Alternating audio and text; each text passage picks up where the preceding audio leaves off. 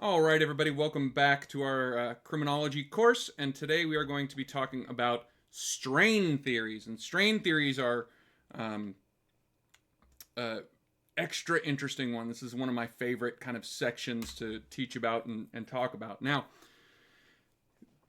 strain theories kind of harken back to ideas, um, earlier ideas, one of which is the concept of anomie, which was a French sociologist way back in the late 19th century named Durkheim. And he started talking about this idea of anomie or normlessness, right? So, as Durkheim saw it, there are two different kinds of societies. There's the mechanical societies where everybody's very similar, there's kind of a collective conscience. They're usually small groups, usually interrelated. Um, but they have very much of a collective um, identity, right? Whereas more modern societies are organic societies where there's lots of different kinds of people, lots of specialization of labor. So we're less reliant on other people because of our membership in the same kind of community, the interrelationships, having the same values and beliefs, and more interdependent in organic societies because of that specialization of labor, because of the complex society we've built, and so we have more kind of contracts and laws and such like that, right? But as part of that, this kind of collective conscience goes away, right? We're no longer with a small group of other people just like us. We're with this much larger group of people who may be very, very different and have different values and different beliefs. So that collective conscience becomes lesser and lesser and lesser the more towards that organic society we move. And this lack of collective ideal causes this anomie, this normlessness. If things aren't balanced properly in this organic society, we're going to have this kind of, oh, um, things aren't right, things are weird, values are off, conflict kind of problem, right? That Durkheim called anomie. Specifically for criminology, the first major strain theory was this guy Merton, right? In the late 30s, so right about the same time as the whole social disorganization thing was going on. Merton comes out and he really looks at crime as this economic thing because according to Merton, crime in the United States at least really comes down to this whole idea of the American dream, right? America is really focused on this whole economic success. We all want big house with a white picket fence and 2.5 kids and a dog and a bright shiny new car every year and all these things, right? That American dream has been sold to the culture, to our society. And this causes problems when people figure out that for most of us, that's not going to happen. We're never going to be rich, right? Especially people in the lower class. It's really, really, really difficult to move up in social class. So this, at some point, people are going to realize that I'm never going to be a billionaire. I'm never going to be even probably a millionaire, right? Kind of the best I can hope for if everything goes really well is having an okay living. And according to Merton, it's that realization and how one adapts to it that causes strain, which then causes crime, right? So, or which exemplifies strain, which then causes crime. So, according to Merton, there are 5 different kinds of ways to adapt to this inability to really achieve the American dream. And it all comes down to the goals and means of the American dream, right? The goal is get rich. The means, the socially acceptable means, are study hard, work hard, do all those things that society tells you to do if you want to succeed in life, right? So there are 5 possible ways to react based on this goal of getting rich and the socially acceptable means to reach that goal, right? Most of us, hopefully, react by conforming. We maintain the goals, we accept the goals, we maintain the means, we go out, we get an education, we get a good job, right? And that's conformity. If we reject the goals of society, we no longer care about economic success, we no longer care about generating wealth, but we continue to maintain the kind of job, education kind of pathway just because, what else are we going to do? That's called ritualism. Okay? And ritualism and conformity, not a lot of crime in either of those two categories. Let's say we maintain that goal, economic success, but we reject the socially accepted means to reach that goal. That is called innovation. And there's lots of criminals in this innovation group, but not every innovator is a criminal, right? According to Merton, somebody like Bill Gates would fall under this innovation category.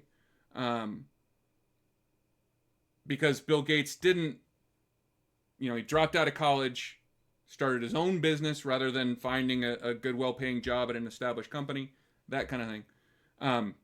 But innovation can also look like selling drugs, or robbing houses, or committing extortion or embezzlement, right? That would also be an innovation adaptation to this strain of wanting to gain that economic benefit while also not going along with the socially accepted means to reach that. If you reject both, you say, I don't care about getting rich, I don't care about economic success, but I also don't care about maintaining, I don't need a job, I don't need an education, I don't need any of those things that society tells me I should do. That's retreatism, according to Merton. This is where you find a lot of, heavy drug addicts, people who just kind of wander from short-term job to short-term job, just barely enough to kind of live on. Minor, you could find things like burglaries in here, that kind of thing, to kind of maintain just that minimal level of existence that they really don't care about. But then the 5th adaptation, according to Merton, is rebellion. And this is where, instead of accepting or rejecting either the goals or the means, this is where people just say, get rid of the whole system and we'll get an entirely new one. And this is the rebellion group that wants a new system, is everything from, major political terrorist groups, religious terrorist groups, motorcycle gangs, and other kind of mafia system, where it's not about the old world anymore. We want to create a new world, right? That's rebellion. So this was a really dominant strain theory for a very long time, but not the only one. So 1955, Cohen kind of takes this strain idea, but sees it a little differently, right? So with Cohen, it's not necessarily about money. It's not about economic success that people are striving for, and then either succeed or fail in reaching it. It's less economic and more just about status. And money can buy status, but it's not the only way to gain status. There are other ways to gain status that have nothing to do with money, right? So many people are going to experience this status frustration, where we don't have the status we really want, whether it's in a high school or at a job, or as an adolescent, or as an adult, whatever. And so, because usually the established group is not getting us the status we need, we're not getting, the school system or the, our life around us when we're young isn't giving us the status we need, we kind of start realizing that system is not one we want to subscribe to. So we kind of reject the values of that system that isn't giving us the status we want. And then we turn to other systems that can give us the status we want, right? So we look at our peers, and our peers will give us status if we do these acts of deviance, right? We go out and we make a bunch of money selling drugs, or we rob a liquor store, or we commit this crime or this kind of deviance or that kind of deviance. It's not necessarily because we want money. It's not necessarily because we want stuff. It's because we want status, either that the crime itself brings or that the fruits of that crime bring, right? And in our peer groups, the people we're spending time with, whether it's our direct friends or a gang or whatever, will give us the status we want that we couldn't get from the school or the criminal justice system or whatever. And thus it's that status desire that causes people to have strain when they can't get it from one source, so they go out and find it via crime. Now, Cloward and Olin took this idea of strain, kind of combined it with the differential association from learning theory and social disorganization, which we just talked about in the previous section, and kind of combine them all into differential opportunity theory, right? This is where it's got that strain element where we can't gain what we want using the normal accepted means. But according to Cloward and Olin, it's not just, there isn't one other choice, right? They see it more as, well, that opportunity is shut down. Now there might be many other opportunities that might be there, might not be there. And it's really based on what opportunities are there or aren't there, other than the kind of, the classic law-abiding conforming behavior that's going to dictate what kind of criminal we become, right? And we're going to learn from those around us and providing us that opportunity. So it's that differential association part, plus the social disorganization part of, different areas of a city or a neighborhood might have different opportunities for which groups that we can associate with or not, right? But they really saw kind of three different kinds of criminal subculture. So there's the conforming culture, and then these three different kinds of non-conforming deviant subcultures, right? And there's the criminal subculture, where their focus is on money, selling drugs, performing other kinds of crime that bring in economic assets, right?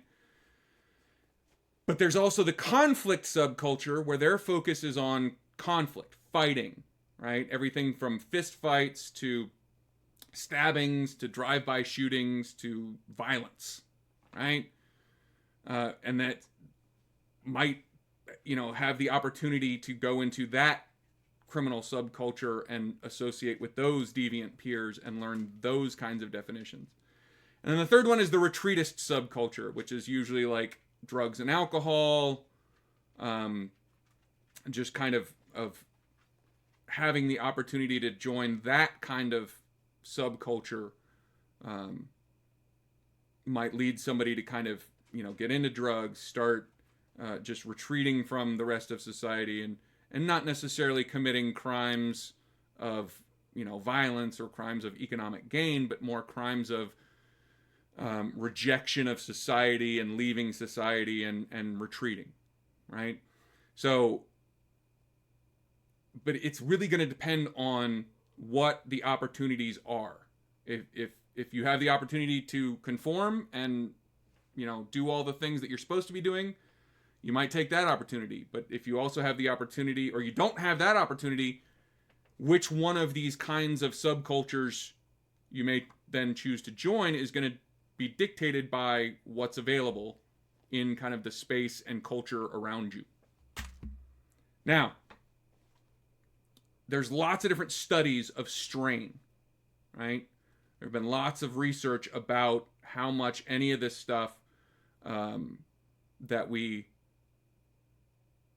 can really dictate to this economic, especially according to Merton, or status, or whatever. And one of the big, really interesting findings is that if you look at arrest data and conviction data, there's a large class crime correlation. Lower classes are arrested for crime more often, they're convicted of crime more often, they have more participation in the criminal justice system. But if you look at self-reports, and you ask people, how much deviance have you committed? How many crimes have you committed? Have you committed this crime? Have you committed this crime? There is no class crime correlation, which seems to argue against this idea of strain theory, right? Now, one of the things that kind of has been suggested, and it's unclear whether this is really important here for this or not, or whether it's true or not, is it might just be that there is a class crime correlation with serious offenses, but no class crime correlation with less serious, minor types of offenses, smoking marijuana, minor shoplifting, things like that. But there is a class crime correlation between major crimes, assault, murder, etc., right?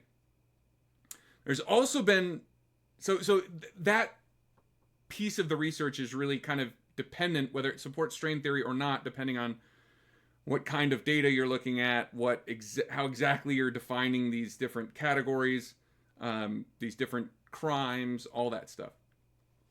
There's also been research on aspirations versus expectations, right? So in other words, what are your educational aspirations? How far do you want to go with your education?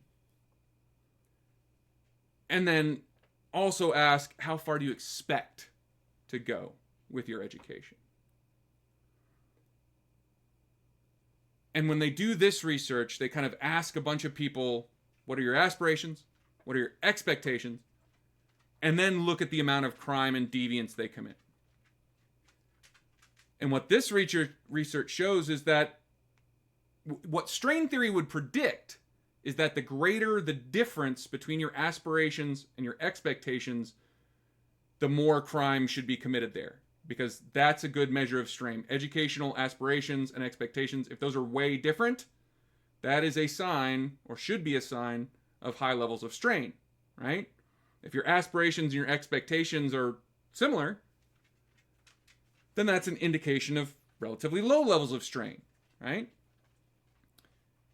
But the research actually shows that the aspiration-expectation difference is not really connected to crime at all, which is not so great for strain theory, at least these early concepts of strain theory.